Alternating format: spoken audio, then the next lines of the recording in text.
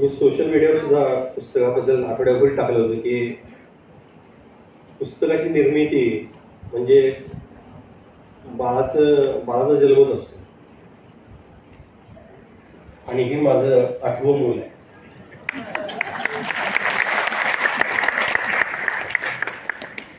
खरं मूल धरलं तर 9. बाळणपणाच्या वेदना बायकांना जास्त कळतात, पुरुषांना नाहीत कळत. पुरुषांना त्या वेदना कळतात कधी डिस्चार्ज मिळालं, डॉक्टरचं बिल हातात आलं किंवा त्या वेदना पुरुषांना. पण त्या 9 महिन्यामध्ये त्या बाळाच्या निर्मितीची जी प्रक्रिया असते तशीच प्रक्रिया पुस्तकाची असते. आणि मग पुस्तक छापायच्या वेळेला त्याचा जो खर्च असतो तो खर्च डोळ्यासमोर आला की मग बापाला वेदना होतो. तसं हे आहे. आणि या माझ्या अपत्याच्या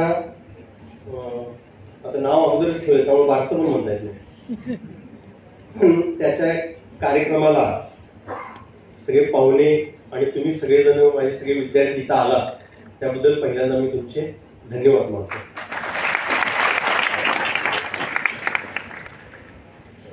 हे पुस्तक माझं नाहीच आहे. पहिली गोष्ट मी प्रामाणिकपणाने बोललो होतो की हे पुस्तक माझं नाही, हे पुस्तक तुमचं सगळ्यांचं आहे. आणि शाळेत असताना आपण शाळेचा अभ्यासक्रम सोडून जो काही आगाऊपणा केला होता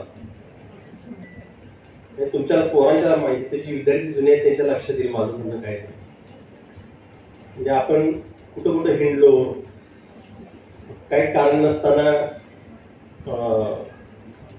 जंगलामध्ये जाऊन राहणं, काही कारण नसताना पुस्तकात दिलेलं नाही आहे अमुक एक गोष्ट केली तर त्याचे काही मार्क मिळणार नव्हते तरी सुद्धा ती गोष्ट आपण सगळ्यांनी मिळून केली, असं जे सगळं केलं त्याला आपण म्हणतो की उपक्रम. असे उपक्रम आम्ही शाळेमध्ये जेवढे राबवले, असे खूप उपक्रम राबवले, अशा कथा खूप लिहिता आल्या असतात. पण प्रातिनिधिक स्वरूपामध्ये या 14 कथा लिहिलेल्या आहेत. तर या कथा जेव्हा मी लिहिल्या तेव्हा त्या लिहित असताना उद्देश एवढाच होता की असे उपक्रम आम्ही जेव्हा करायचो, आता बसता बसताच कडाकणी सर म्हणले, म्हणजे श्रीधर आणि पोरं ऐकत नव्हतीत ना, आता जो काही तुमच्या समोर कार्यक्रम झाला तेव्हा ती पोरगी हळूच तिथं आरती करणारी म्हणत होती. ते सरांना कळालं की दुसरी म्हणत्या हे त्यासने आवडत नाही तिला मी म्हणलं लाव तुमचं ऐकायचं नाही, मी भाऊला एवढं ठरलेला. त्यामुळं तिला म्हणलं लाव तुला काय लावायचं ते. तर असं हे करत असताना ते ऐकलं सगळं सरांनी आणि सर म्हणले पोरं बी उपती ऑफिस दिसते. त्यांना मी असं म्हणाले की दरवर्षी काय मला माहित नाही पण दरवर्षी माझ्या भोवती एक 15-20 पोरांचा घोळका असायचा आणि ती सगळीच्या सगळी उपद्व्यापीच असायची. जेवढी शाळेला उपद्व्यापी पोरं होती, त्रासदायक होती, ती सगळी माझ्या बरोबर असायची आणि त्याचा मला अभिमान आहे. त्याचं वाईट नाही वाटत, त्याचं चांगलंच वाटतंय. याचं कारण आज या सभागृहामध्ये एक विद्यार्थी असा आहे आणि त्याचा बाप पण येत आहे. तो त्याचा बाप मला का मानतोय तर तो म्हणतो की सर आम्ही गावाकडे होतो त्या पोराला त्याने आमच्या शाळेत 8वीला घातलं आणि 9वी मध्ये त्या बापाने मला भेटायची इच्छा व्यक्त केली. कशासाठी तर तो म्हणला की मी शाळेत 7वी पर्यंत गावाकडे होतो, माझं पोरग तोंडातनं एक शब्द बोलत नव्हतं, भ्यायचं, समूहापासून बाजूला राहायचं. आणि इथं मी शाळेत घातलं आणि लक्षात आलं की लईच बोलायला लागले. मग शोध घेतल्यावर लक्षात आलं की तुमच्या सानिध्यात आल्यावर ते बोलत. मी हे गंभीरतेने नाही सांगत, मी काहीच केलेलं नव्हतं. तो फक्त त्या ग्रुपमध्ये आला होता आणि मग बाकीचे ग्रुपमध्ये जे उपद्व्यापी होते त्यांनी त्याला बोलतं केलं. तो सुद्धा इथं आहे, त्याचे वडील सुद्धा इथं आहे. अशी सगळी पोरं एकत्र असायची. मग अशी हिरडेकर सर म्हणले ते बरोबर आहे की किती शिकला, किती मार्क पडले ह्याच्यावर पोरग शाणं ठरतच नाही. माझ्या दृष्टीने तर नाहीच. ज्या मुलाचा उल्लेख त्यांनी केला त्या कथेमध्ये 3 मुलं आहेत. एक आमचा राजा मीटर आहे का इथं? राजा, मी नाव घेतलं की जरा तू स्टेजवर या. पडदिशी आहे, मी पुढचं बोलत राहतो तोपर्यंत. दुसरा सागर राणे आहे का सागऱ्या? आता तू लय मोठा झाला शरीरानं पण आणि इकडे या. आणि तिसरा आमचा नितीन सरनाईक आहे. एका कथेचे हे, त्या कथेमध्ये 3 हिरो आहेत माझे.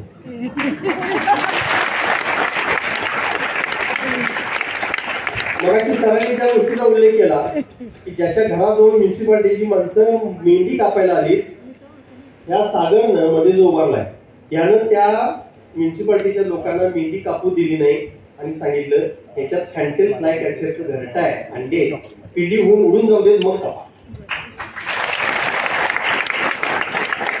आता त्याच्या अंगात ते गुरु धरू नका, ते होतच होतं. मला तेव्हा आश्चर्य वाटलं की त्या म्युन्सिपाल्टीच्या लोकांनी ह्याचं ऐकलं कसं, आणि त्यांनी कापली नाही ती मेहंदी. हा राजा जो आहे हा पीरवाडीचा आहे, ह्याची शेती आहे. ह्याच्या शेतीमधलं गवत कापायचं चाललं होतं. त्यावेळेला त्या गवतामध्ये आपण काय लावरी त्याचं घट्ट होतं, ते त्यानं बघितलं होतं. त्यानं आपल्या सगळ्या लोकांना सांगितलं की हा एवढा परिसर कापायचा नाही, कडेचं कापा, एवढं कापायचं नाही, ते एकदा जाऊ दे पिली सगळी मग कापायचं. आणि हा नितीन सरनाईक आहे. आमच्या शाळेत एक असा खांब होता मोठा, आणि त्याच्यामध्ये वॅक्टेल म्हणून एक पक्षाने घरट गेलं होतं. ते वर चढून बघायचं. मला म्हटलं ते मी बघितलं. म्हणजे त्याला आता वर चढून बघायचं नाही, पक्षाला डिस्टर्ब करायचं नाही. आता मला तू पिल्ली झालेली सांगायची, खरं वर न चढता. आणि त्याने एके दिवशी येऊन मला अभिमानाने सांगितलं, सर पिल्ली झाली. त्यानं काय निरीक्षण केलं खाली उभा राहून हे मी तुम्हाला सांगणार नाही, तर तुम्ही पुस्तक घेणार नाही. त्यामुळे ह्या 3 हिरोंचं स्वागत करणं गरजेचं आहे, ते सरांनी करावं.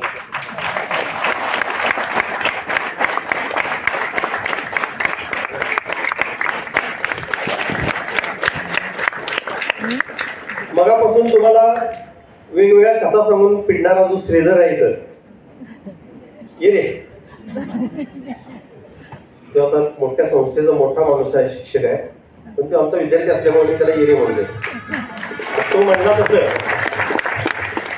मगाशी म्हणला तसं, आता विद्यार्थी कोण वाटतंय शिक्षक कोण वाटते काय. एका कथेचा हा पण हिरोच आहे. यानं सुद्धा एका कथेमध्ये म्हणजे एका आमच्या ट्रिपमध्ये असं एक धाडस केलं जे मला कधीच अपेक्षितच नव्हतं कसं होईल. पण त्याच्या धाडसामुळं आम्ही दाजीपूर पासून कोल्हापूर पर्यंत एसटी ने येऊ शकलो, नाहीतर आमचे सगळे पैसे गेले असते याच्या एका धाडसामुळे.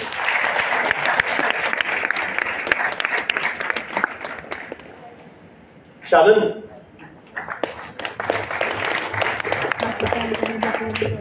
ये परदेशी आहे.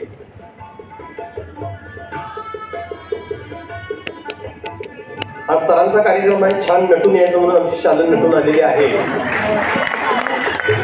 पण आमची शालन अशी नव्हती. ही पोरगी अशा घरातनं अशा जन्माला आलेली आहे की ज्या घरामध्ये 2 वेळ खायची वांदी होती. आज ती स्टेबल आहे चांगल्या पद्धतीनं. तिची कथा किंवा तिच्याबद्दल लिहिलेली ही माझ्या यातल्या एका कथेची हिरोईन आहे. पण ती कथा मी काय आहे काय नाही ती मी तुम्हाला सांगणार नाही, ती तुम्हालाच कळेल कथा.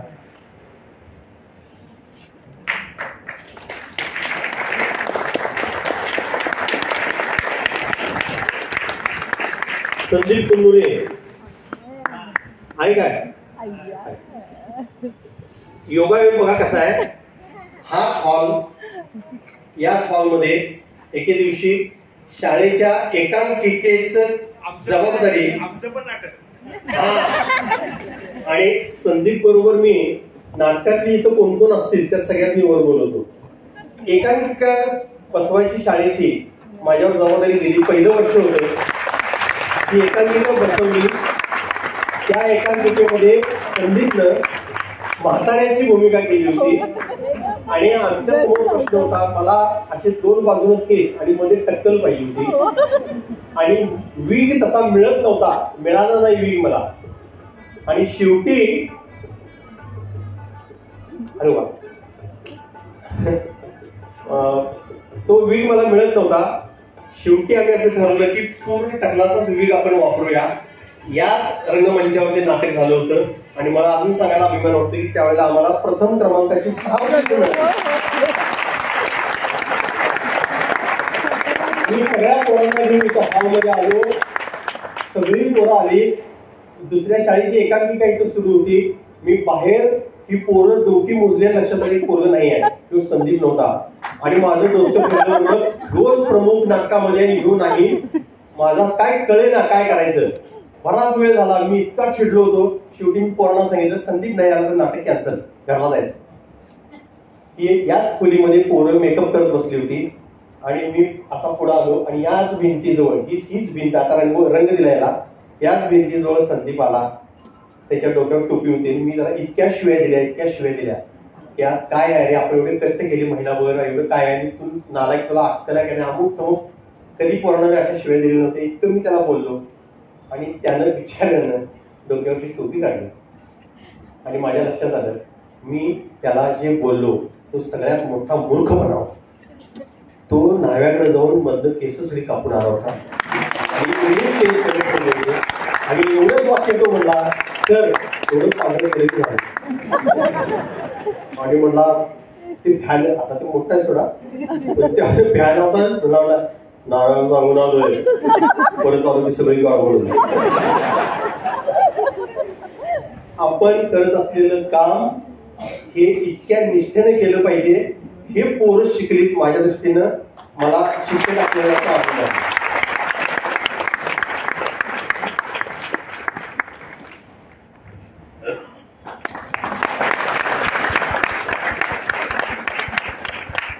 नरेश आला गेले.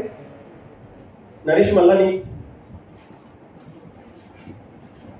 अमोलनं मला मोबाईलवर काय दाखवलं तर शाहू स्मारक पूर्वीचं जे होतं ज्या लोकांनी बघितलेलं आहे इथं पहिले पायऱ्या होत्या.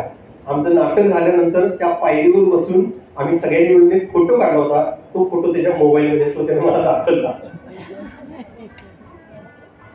हा नरेश तुम्ही त्यांच्या आता आकाराकडे जाऊ नका.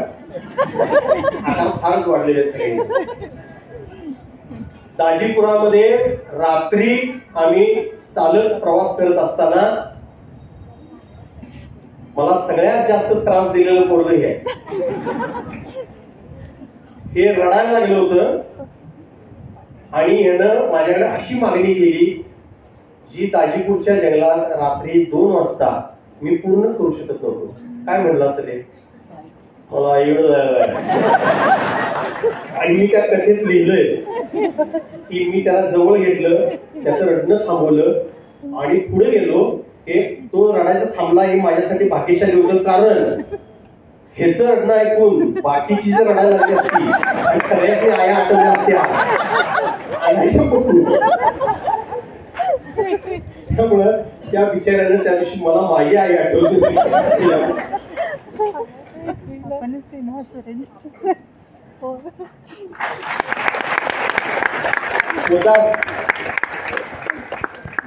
प्रकाश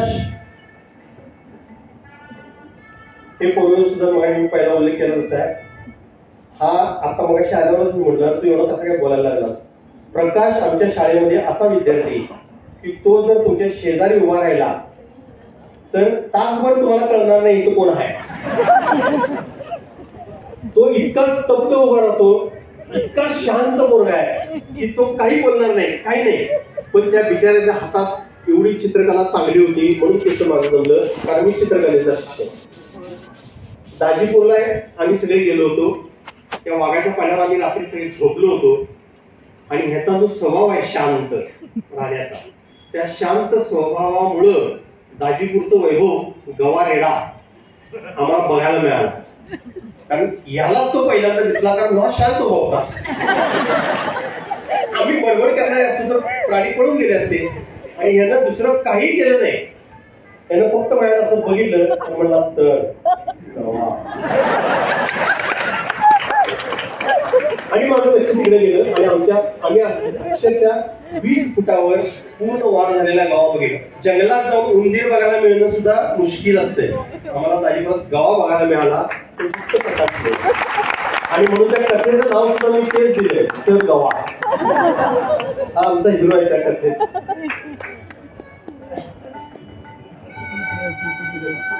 करीना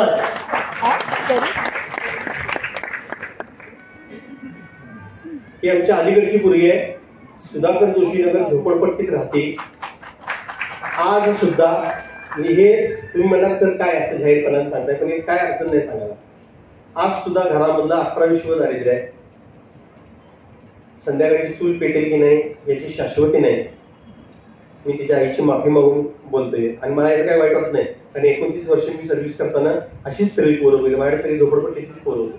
खायला काय नव्हतं त्यांच्याकडे. आम्ही मगाशी उल्लेख जो केला सरांनी, होळीची पोळी दान करा, हा जो अंधश्रद्धा निर्मूलन समितीचा उपक्रम आहे, हा आम्ही शाळेमध्ये जवळजवळ 16-17 वर्ष राबवला. आणि त्यानंतर मी रिटायरमेंट घेतल्यानंतर सुद्धा तो अजून सुद्धा सुरू आहे. याचं कारण एकच आहे, ही पोरगी दरवर्षी होळीच्या आधी 2 दिवस मला फोन करते आणि म्हणते सर ते होळीचं पोळीचं काय करायचं नाही. म्हणजे त्या पोळ्या गोळा करायच्या आणि कुठल्या तरी ज्यांच्या पोटात काहीच मिळत नाही त्यांच्यापर्यंत नेऊन द्यायचे. हे कोण सांगतंय? जिच्या घरात संध्याकाळी चूल पिटते का नाही याची गॅरंटी नाही, त्या पोरगीला काळजी आहे की त्या पोरांना नेऊन पोळ्या करायच्या. मागच्या वर्षी तर मी नैनितालमध्ये होतो आणि नैनितालमध्ये हिचा फोन आला मला आणि मग हिला सांगून चंदू आणि मी तिथून फोनवरून याच्यावर जबाबदारी टाकली आणि सांगितलं की आता यादव सर तू, हा सुद्धा माझा विद्यार्थी जुना आहे, तू करिनाला मदत करायची आणि तिच्याबरोबर सगळा व्यवहार तू करायचा. मी नव्हतो तरी सुद्धा यांनी त्या पोळ्या गोळा केल्या. तिनं फोन करून सांगितलं सर 400 पोळ्या गोळा केलेल्या आहेत आणि आम्ही आता त्या, आणि ह्या पोळ्या म्हणजे बुट्टीतल्या नव्हे, होळीत ज्या टाकल्या जाणार आहेत त्या पोळ्या हे गोळा करतात आणि वीट भट्टीवरच्या जाऊन त्या पोरांना या जाऊन देऊन आले. मला वाटतं हेच शिक्षण आहे, याच्यापेक्षा वेगळं काही नसतं.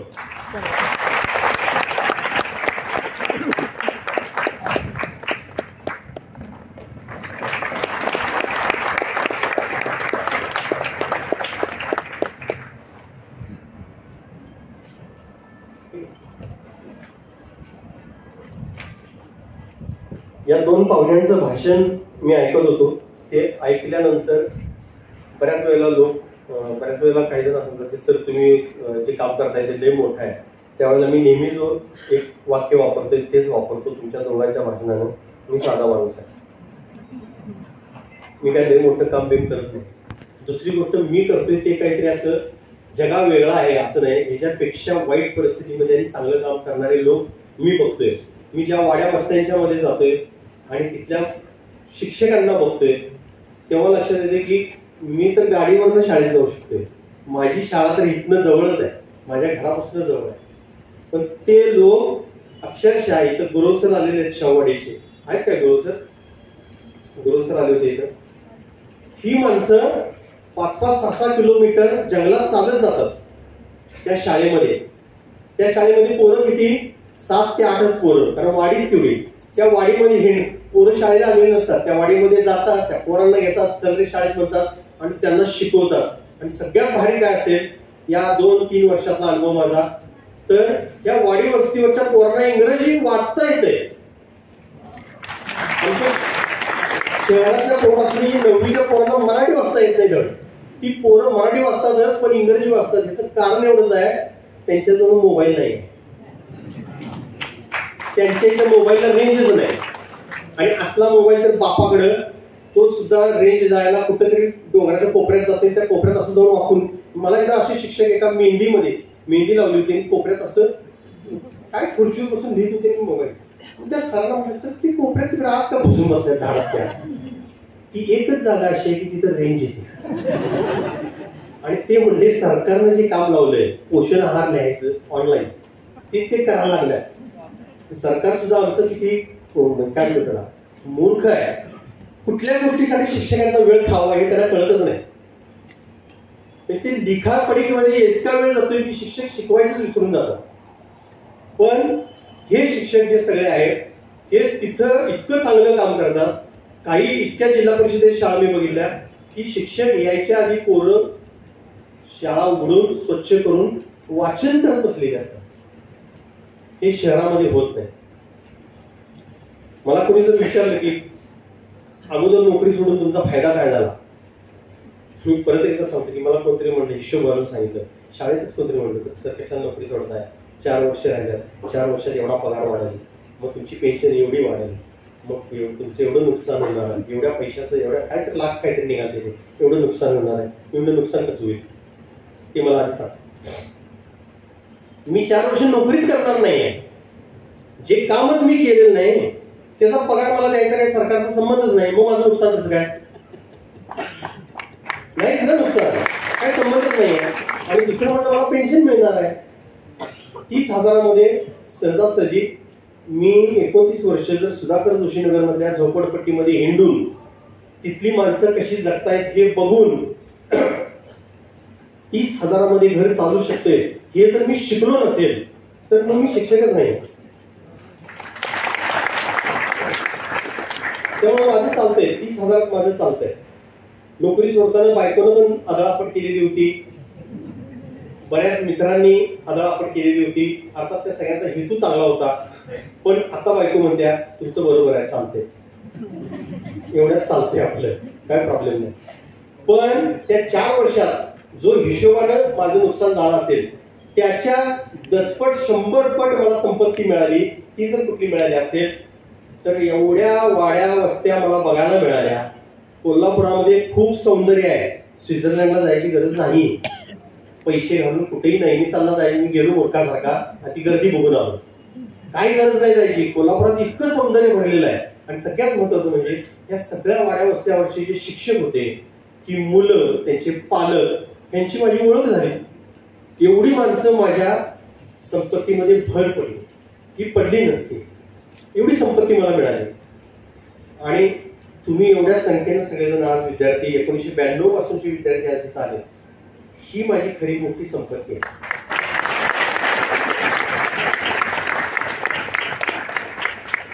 माफ करा पण मी बाहेर उभारलो होतो, काही जण मात्र ओळखतच नव्हते.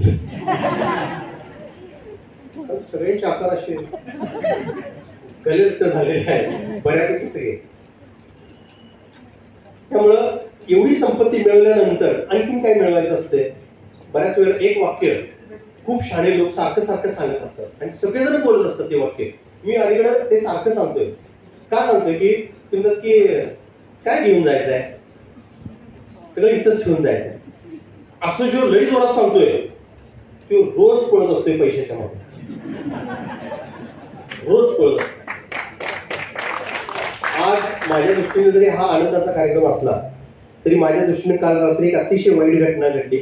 माझा एक बालमित्र, चळवळीतला माझा एक मित्र मिलिंद कदम, कदाचित तिथे बसलेल्या लोकांना धक्का पण असेल, काल रात्री तो वारला. त्याच्यामध्ये त्याच्या स्वतःच्या काही चुका असतील, पण त्यानं काही एका चांगल्या गोष्टीसाठी हे पत्करलं हे पण मला माहिती आहे. त्याच्या एका चांगल्या गोष्टीसाठी त्यानं ते पत्करलं होतं. त्याचा आजार त्यानं लपवला, ते एका चांगल्या गोष्टीसाठी लपवला होता. काल रात्री सुद्धा मी त्याची बॉडी जेव्हा त्या रघु होता माझ्या, ती बॉडी मी रघुच उचलत होतो, त्या सरणावर जेव्हा ठेवत होतो, ती बॉडी जेव्हा मी हातात धरली होती तेव्हा परत माझ्या डोक्यात हे साधार काय न्यायचं होतं. आणि तो तर 55 वर्षाचा, माझ्यापेक्षा 3-4 वर्षांनी लहान. काय घेऊन गेला तो जाताना, काय न्यायचं होतं, कुठली संपत्ती बरोबर न्यायची होती. त्याच्या ऑपरेशनच्या पिशव्या वगैरे होत्या, त्याच फक्त होती त्याची संपत्ती त्याच्याजवळ, बाकी काय संपत्ती नाही. मी तुम्हाला विद्यार्थ्यांना हे एवढ्यासाठी सांगायला लागलो, एक क्षण असा यायला पाहिजे प्रत्येकाच्या आयुष्यामध्ये की त्याला आता तो क्षण कळला पाहिजे की बस संपलं, हे इथं पास, आता हे मी सोडून देणार, आता पास करा, आता पैसे मिळवायचे पास. मी कायम सांगते, मगाशी पण उल्लेख केला, हा श्रीधरनं मगाशी कविता, या पुस्तकात ती कवितेच्या 4 ओळी मी लिहिल्या. तो सिनेमा मला इतका आवडतोय की तो 100 वेळा मी बघितला असेल. तुम्ही सगळ्यांनी बघा तो सिनेमा, अलीकडे आलेला सिनेमा आहे, तुमचे सगळे आवडते नट आहेत, त्यात बच्चन नाही आहे, बच्चन माझा आवडता आहे, त्यात बच्चन कोण नाही, त्यात ऋत्विक रोशन आहे, असा करते ना, कॅटरीना कैफ आहे तुम्हाला आवडणारी, साबण लावले की गोर होणारी. पण तो सिनेमा इतकं चांगलं शिकवतोय आपल्याला. त्या सिनेमामधले तो हिरो आणि हिरोईन इटलीच्या रस्त्यावर संध्याकाळी फिरायला निघालेले आहेत, ते गप्पा मारत जात आहेत आणि ते एकमेकाला विचारतात की तुझं गोल काय, गोल म्हणजे तुझं आयुष्याचं ध्येय काय, तुझ्या आयुष्याचं ध्येय काय. आणि हा सांगतोय की नाही आता मी 40 पर्यंत इतके पैसे मिळवणार, 40 पर्यंत मी असा सेटल होणार आणि 40 नंतर मग मी हे सोडून देणार. आणि ती हिरोईन एका सेकंदात अशी वळती आणि त्याच्या समोर येते म्हणती, मित्रा तुला कुणी सांगितलं की तू 40 पर्यंत जिवंत राहणार आहेस. मी जेव्हा पहिल्यांदा हा सिनेमा थिएटरमध्ये बघितला, मी खरं सांगतो मी 4 फूट असं सीटमध्ये उडालो. अरे म्हटलं एवढ्या दिवसात आपल्याला हे कळलंच नाही, खरंच आहे की तुला कुणी सांगितलं 40 पर्यंत जिवंत राहणार आहेस. आणि ती पुढचं वाक्य असं सांगते, माय डिअर फ्रेंड हा दिवस हा दिवस आधी जग, हा आत्ताचा आपण जो फिरायला निघालेला क्षण आहे हा आधी जग, मग 40चा विचार कर.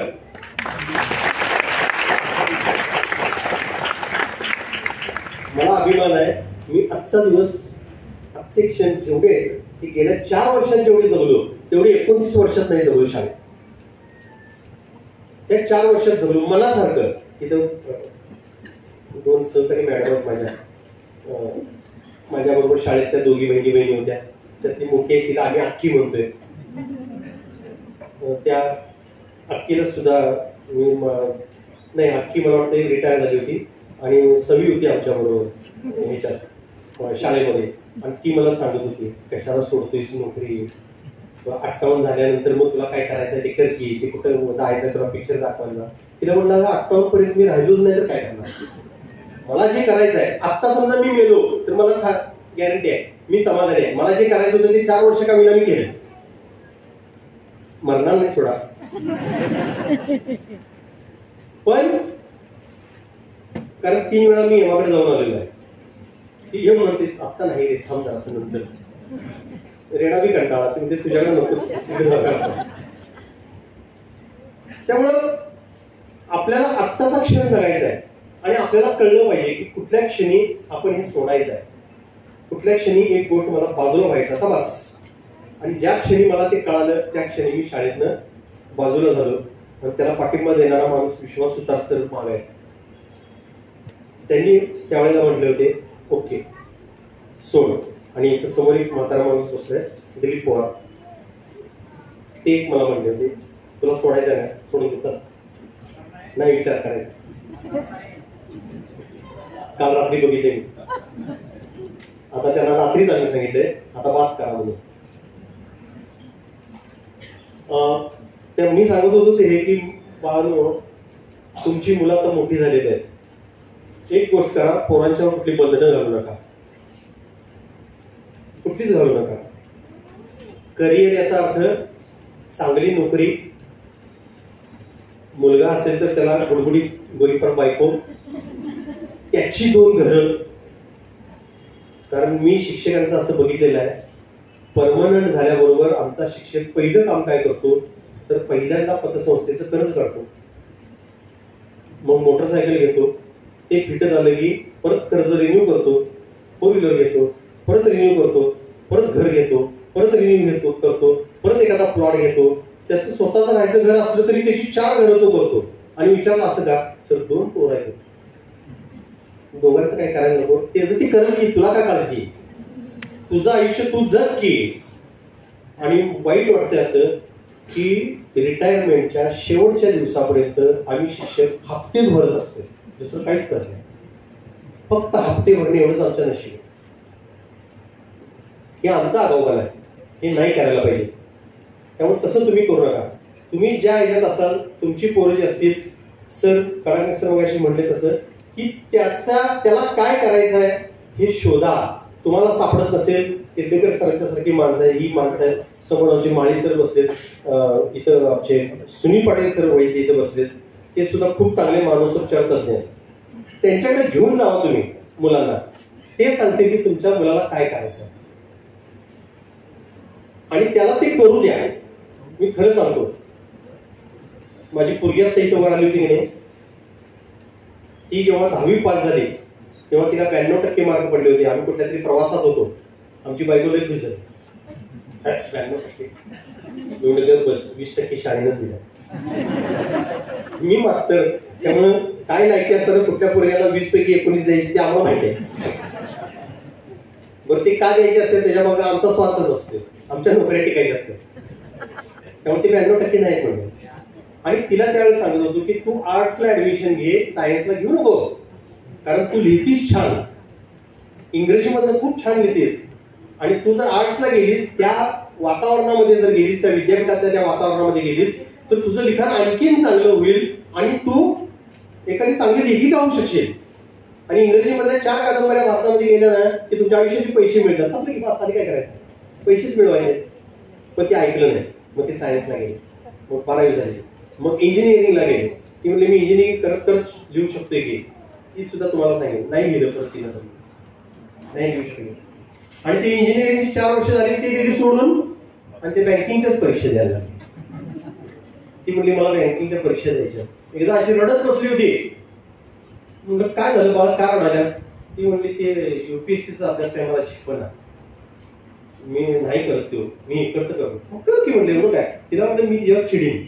म्हणजे चिडलो नाही मी, तेव्हा तुला हे झेपत नाही, राहू तिकडं, कोणी सांगितलंय वजन नाही जमत तर उचलायला, राहू दे, काय कर. पण तिने मग ते बँकिंगचा अभ्यास केला. कुठं इंजिनिअरिंग, कुठं बँक, काही संबंध नाही एकमेकाचा. पण ओके, तिने त्याच्यामध्ये का विना काहीतरी झालं. ती आता तिचं SBIला सिलेक्शन झालं, ती आता नोकरीला होईल वगैरे, ते सगळं होईल. त्यामुळे मुलांचं नेमकं काय मुलं करू शकतील हे आता आपल्याला कळत नाही. त्यामुळे मला तुम्हाला विनंती काय, पोरांच्यावर कुठली बर्डन आणू नका. हेच कर, अमुकच कर, म्हणजे करिअर नावाचा घाणेरडा शब्द आमच्याकडे आलेला आहे. हे असं असं झालं म्हणजे करिअर, असं अजिबात नाहीये. करिअर याचा अर्थ तुम्ही समाजामध्ये चांगला माणूस म्हणून जगणं म्हणजे करिअर. मी पोरांना तुम्हाला सांगत होतो, काय सांगतोय, तुम्ही मेल्यानंतर तुमची बायको रडेल, पोरं रडतील 100%, पण गल्लीतली 4 माणसं जेव्हा रडतील याचा अर्थ तुमच्या जीवन तुम्ही चांगलं झालं. जसं मी मिलिंदचं आज नाव काढलं, तसं तुमचं नाव 4 जणांनी काढलं तर तुमचं आयुष्य सार्थकी झालं. ते खरंच करिअर आहे. करिअर म्हणजे लाखो रुपये मिळवणे वगैरे म्हणजे करिअर नव्हे. इतरांच्या उपयोगी पडणे म्हणजे करिअर आहे. हे पोरांच्याकडे लक्ष द्या. या पद्धतीनं पोरं व्यसनाच्या आहारी जाणार नाही त्याच्याकडे लक्ष द्या. पैसे तर मिळवायचेच आहेत. हे सगळं आपण करूया. अजून सुद्धा तुमची काय अडचण असली कधी तुम्ही येतात पोरं, नाही असं नाही, येतात, बरीच पोरं येतात घराकडं, पोरगा असं करायला ते तसं करायला, काय करूया. कधी आला तरी हे सगळे शिक्षक माझ्यासमोर बसले, माझे सहकारी, त्यांच्या वतीनं मी तुम्हाला ग्वाही देतो. कुणाच्याही घरात कधी या तुम्ही, त्यांची दारं कधी बंद असणार नाही. आमची दारं कायम तुमच्यासाठी उघडी असतील. माझ्या मनात असलं तरी आणि नसलं तरी तुम्ही आज ज्या पद्धतीने कसा का असं ते जे काही केलं या पुस्तकाच्या प्रकाशनाला तुम्ही आलात त्याबद्दल धन्यवाद. आणि शेवटचं पुन्हा एक आवाहन करतो, पुस्तक घेऊन जावा घरी, एक पुस्तक विकत घ्या. याचं कारण बिलाच्या प्रसूतीचा त्रास मला नको.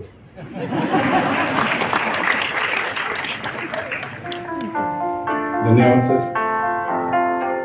यानंतर